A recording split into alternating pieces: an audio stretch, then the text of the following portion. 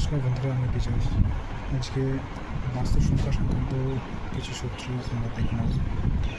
যেমন কোনো সংখ্যার যোগফল এবং বিয়োগফল দেওয়া থাকলে সেখান থেকে আমরা বৃহত্তম সংখ্যাটি কীভাবে বার করব এবং ক্ষুদ্রতম সংখ্যাটি কীভাবে বার করব, অর্থাৎ বৃহত্তম সংখ্যা বড় সংখ্যা এবং ছোটো সংখ্যা আমরা কীভাবে বার করব, সেই নিয়মগুলি আমরা আজকে দেখে নেব। বৃহত্তম সংখ্যা বার করার নিয়মটি হলো, কোনো সংখ্যার যোগফল এবং বিয়োগফল দেওয়া থাকলে যোগফল এবং বিয়োগফলকে যোগ করে 2 দিয়ে ভাগ করলে বৃহত্তম সংখ্যাটি পাওয়া যায়। ক্ষুদ্রতম সংখ্যা বার করতে গেলে যোগফল থেকে বিয়োগফলটি বিয়োগ করে 2 দিয়ে ভাগ করলে আমরা ক্ষুদ্রতম সংখ্যাটি পাই।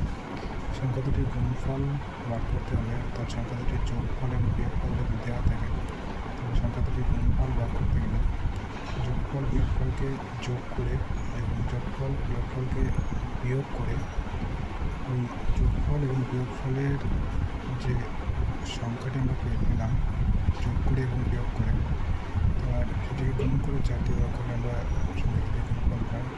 সংখ্যা দুটির বর্গের পার্থক্য বার করার নিয়ম হচ্ছে যোগফল এবং বিয়োগফলকে গুণ করলে সংখ্যা দুটির বর্গের পার্থক্য পাই। বড় সংখ্যাটি বার করার নিয়ম হচ্ছে, সেই সংখ্যার গুণফল এবং ভাগফল যদি দেওয়া থাকে গুণফল এবং ভাগফলকে গুণ করে তার বর্গমূল বার করলে আমরা বড় সংখ্যাটি পাই।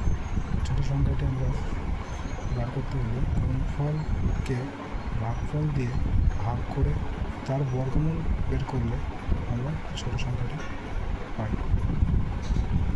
হচ্ছে বৃহত্তম সংখ্যা এবং ক্ষুদ্রতম সংখ্যা এবং দুটি সংখ্যার গুণফল এবং দুটি সংখ্যার বর্গের পার্থক্য এবং বড় সংখ্যা এবং ছোটো সংখ্যা বের করার কিছু নিয়ম। আমরা সেগুলি প্র্যাকটিস সেটে দেখে নেব। যেমন এখানে দুটি সংখ্যার যোগফল 46 এবং বিয়োগফল দিয়ে দেওয়া আছে, সংখ্যা দুটির গুণফল কী হবে তো সেটা ভাগ করতে গেলে আমরা এই যোগফল এবং বিয়োগফলকে যোগ করে 2 দিয়ে ভাগ করলে আমরা বড় সংখ্যাটি পাই এবং ক্ষুদ্রতম সংখ্যাটি হচ্ছে যে যোগফল থেকে বিয়োগফলটি বিয়োগ করে 2 দিয়ে ভাগ করে আমরা ছোটো সংখ্যাটি পাই।